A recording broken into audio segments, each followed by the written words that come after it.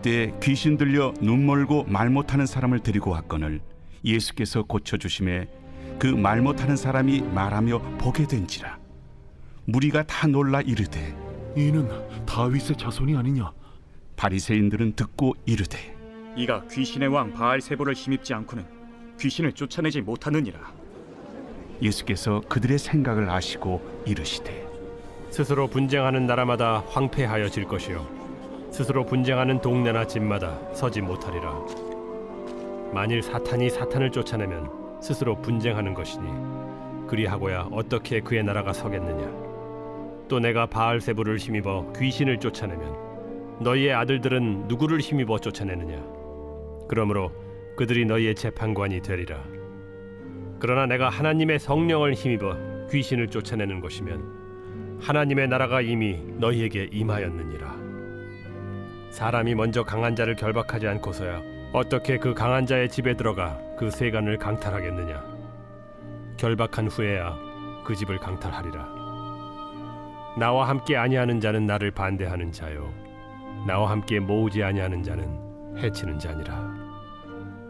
그러므로 내가 너희에게 이르노니 사람에 대한 모든 죄와 모독은 사하심을 얻되 성령을 모독하는 것은 사하심을 얻지 못하겠고, 또 누구든지 말로 인자를 거역하면 사하심을 얻되 누구든지 말로 성령을 거역하면 이 세상과 오는 세상에서도 사하심을 얻지 못하리라.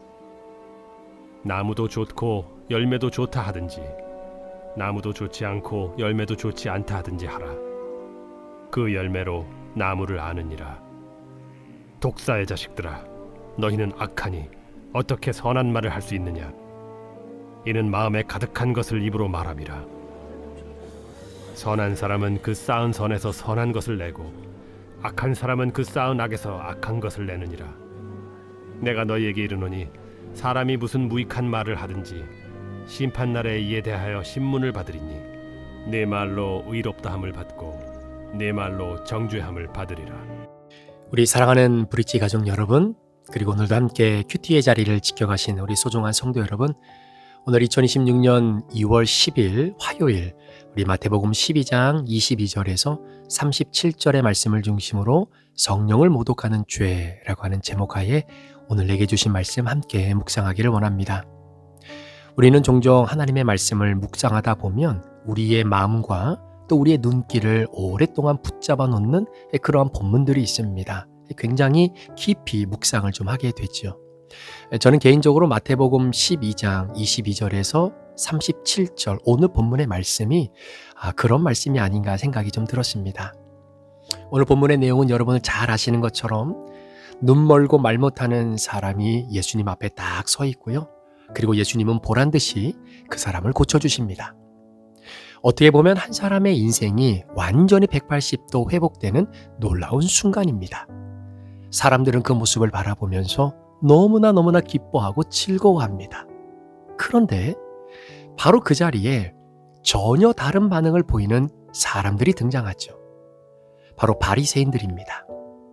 이 사람들은 그 놀라운 기적을 바라보면서도 하나님의 은혜를 인정하지 않고 오히려 그것을 사탄의 역사라고 말하고 있는 것이죠.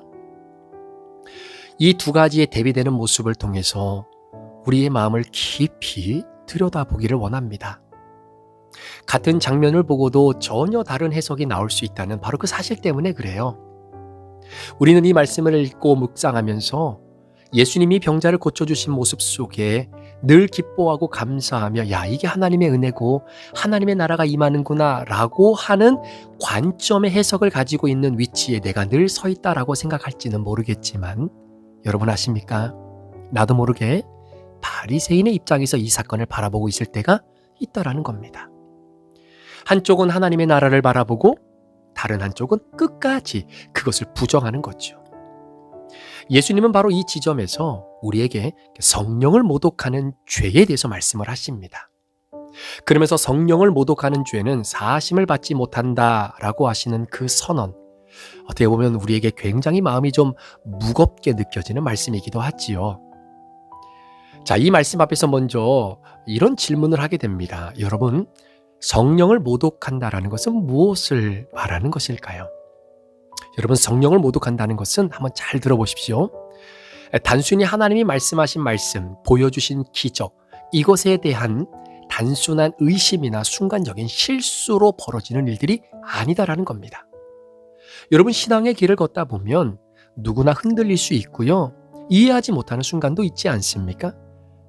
그런데 본문에서 예수님이 지적하시는 것은 하나님의 분명한 역사와 의도를 보고도 의도적으로 그것을 왜곡하고 거부하는 그런 나의 완고한 마음을 오늘 본문이 드러내고 있는 거예요. 분명히 어둠 속에 빛이 비치고 있는데도 그 빛을 보기 위해 눈을 뜨지 않고 굳이 눈을 감겠다라고 선택하는 태도입니다.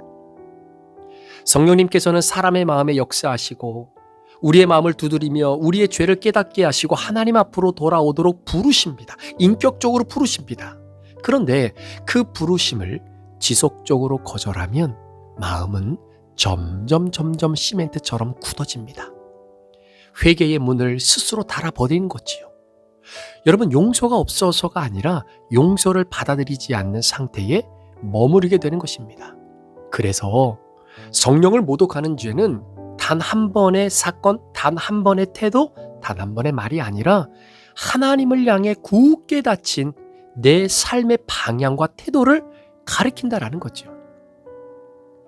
자, 이어서 예수님이 나무와 열매 비유를 말씀하시는데, 여러분, 좋은 나무는 좋은 열매를 맺지요. 나쁜 나무는 당연히 나쁜 열매를 맺는다는 어떻게 보면 굉장히 단순한 진리입니다. 그런데 우리는 이 비유 속에서 어떻게 보면 신앙의 핵심, 그 본질을 좀 보게 되는데, 여러분, 겉으로 보이는 열매는 결국은 무엇입니까? 그 나무의 본성을 그대로 드러낸다라는 거죠. 마찬가지로 사람의 말과 행동 역시 그 마음, 그 사람의 마음에 무엇이 쌓여 있는지, 무엇이 내재되어져 있는지를 그대로 보여주는 것입니다. 그러면서 하셨던 말씀이 선한 사람은 그 쌓은 선에서 결국 선을 내는 것이고 악한 사람은 그 마음에 쌓여있는 악이 있기 때문에 악을 낸다라고 말씀을 하시는 겁니다. 여러분, 우리의 말은요, 우리 마음의 창고에서 흘러나온다는 것 인정하십니까? 무심코 내뱉은 그 한마디, 반복되어지는 나의 말의 습관, 누군가를 향한 판단과 태도 속에는 우리의 내면이 고스란히 담겨져 있다라는 이야기입니다. 그래서 예수님은 사람이 하는 말에 대해 책임이 있다라고 하시는 거예요. 여러분, 말은 사라지는 소리가 아니라 우리의 존재를 비추는 거울이다 라고 하는 말이 있지 않습니까? 저는 개인적으로 이 말씀을 묵상하다가 자연스럽게 제 자신을 좀 돌아보게 됩니다. 나는 오늘 무엇을 보고 있는가? 그리고 내가 바라보고 있는 그 바라봄을 어떻게 해석하고 있는가? 하나님의 은혜가 내 삶에 스며들 때 나는 그것을 기쁨으로 받아들이는가, 아니면 익숙함 속에서 그냥 무심히 지나치는가? 혹시 내 마음 한편에 굳어있는 그 고집과 아집과 선입견 때문에 하나님의 역사를 제한하고 있지는 않은가?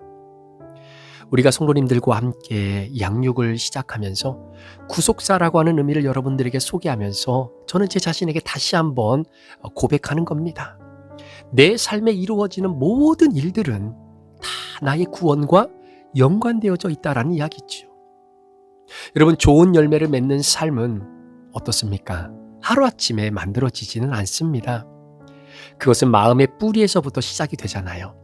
나무가 좋은 열매를 맺으려면 건강한 뿌리가 필요하듯이 우리의 삶도 성령 안에서 깊이 뿌리를 내릴 때에 비로소 변화의 열매를 경험하게 되는 겁니다.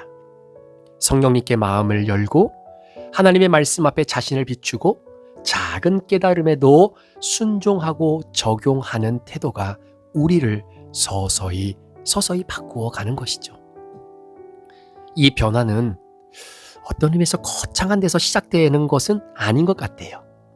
오늘 우리에게 주어진 일상에서의 말 한마디, 나와 함께 일하고 함께 믿음의 여정을 걸어가는 타인들을 대하는 바로 저와 여러분의 그 시선, 그리고 보이지 않는 곳에서의 선택 속에서 바로 이 놀라운 변화는 열매가 자라게 되는 것입니다.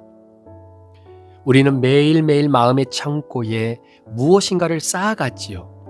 여러분, 감사를 쌓는 사람, 진실을 쌓는 사람, 사랑과 인내와 말씀을 쌓는 사람도 있지만 나도 모르게 불평과 분노, 그리고 타인에 대한 냉소의 마음을 쌓고 살아가는 사람도 있습니다. 그리고 언젠가 그것이 우리의 말과 행동이라고 하는 열매로 고스란히 드러나게 됩니다. 오늘 우리가 함께 나누게 되는 이 본문의 장면은 우리에게 두 갈래의 길을 보여줍니다. 하나는요, 끝까지 마음을 닫고 하나님의 역사를 부정하는 길이고요. 다른 하나는 성령의 부르심에 민감하게 귀를 기울이며 마음을 여는 길입니다. 여러분, 예수님의 경고는 굉장히 우리를 두렵게 하는 말씀이 아니에요. 오히려 살아있는 동안 마음을 주님께로 돌이킬 수 있는 기회가 있음을 일깨워주는 주님의 초대이기도 합니다. 우리는 완전하지는 않지만 그럼에도 불구하고 매 순간 선택하지요. 굳어지기보다 부드러워지기를, 판단하기보다는 이해하려 하기를, 거부하기보다는 받아들이기를 선택할 수 있습니다. 그 선택들이 모여서 우리의 인생이라고 하는 나무를 자라게 하고 결국 삶의 열매를 결정하게 되는 것이죠. 조용히 내 자신을 돌아보는 오늘 이 큐티의 시간, 오늘 하루를 출발하면서 우리 하나님 앞에 이렇게 기도했으면 좋겠습니다. 하나님, 제 마음이 굳어지지 않게 해주십시오. 성령의 음성에 민감하게 하시고 제 안에 하나님이 기뻐하시는 선한 것을 쌓아가게 해주십시오.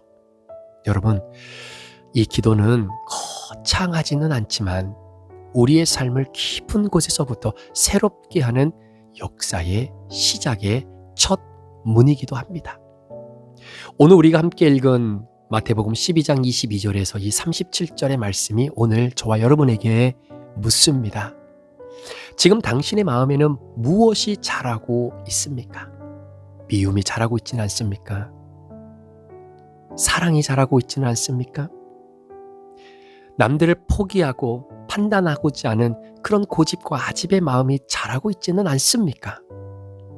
그렇다면 앞으로 나는 어떤 열매가 맺혀질까요? 이 질문을 오늘 우리가 함께 품고 살아갈 때 우리는 조금씩 좋은 나무가 되어 갔으면 좋겠습니다. 그리고 오늘도 하나님이 기뻐하시는 아름다운 선한 열매, 주님의 은혜의 열매, 회개의 열매를 오늘도 내가 맺어갈 수 있도록 하나님이 내게 어떤 은혜를 주시기를 우리는 기도하며 하루를 출발해야 될까요? 사랑하는 성도 여러분, 우리의 인생에서 맺혀지는 나무의 열매는 우리 자신뿐 아니라 우리 곁에 있는 사람들에게도 생명과 쉼을 전해줄 수 있는 그런 열매 아닙니까? 오늘 하루 예수님께서 주시는 놀라운 성령의 은혜, 하나님의 영이신 성령께서 인도하시는 그 민감함에 우리가 함께 반응하면서 성령님이 마음껏 맺길 원하는 그 성령의 9가지 열매, 우리가 믿음 안에서 잘 맺어갈 수 있는 그런 소중한 하루가 되시기를 우리 구주 예수 그리스도의 이름으로 간절히 축복합니다. 기도하시겠습니다. 하나님 아버지, 오늘 저와 우리 사랑하는 성도들에게 허락하신 이 복된 하루, 이 하루가 성령을 모독하는 죄가 내 안에 쌓이는 하루가 되지 않게 하시고 하나님의 역사와 일하심을 오늘도 믿음으로 바라보고 인정하고 내 마음에 그 굳어짐이 성령의 은혜로 더욱더 부드러워지는 그런 하루가 되기를 원합니다. 나의 언어도, 나의 삶의 태도도, 내가 바라보는 내 삶의 시선도, 그리고 내가 일하고 있는 살아가는 삶터도 더 부드러워지는 그런 성령의 역사, 성령의 은혜가 넘치는 그런 하루가 되도록 주여 우리의 마음을 주장해 주옵소서. 우리의 삶은 여전히 우리의 마음을 강팍하게 하는 요소들이 너무나 많습니다. 그러나 오늘도 성령 하나님을 의지하고 살아가는 우리 모든 성도들에게 성령님의 인도하심에 민감하게 인도하심을 받고 순종하는 우리 모든 성도들의 삶이 되도록 인도하여 주옵소서. 감사를 드리며 예수 그리스도의 존귀하신 이름으로 축복하며 기도합니다.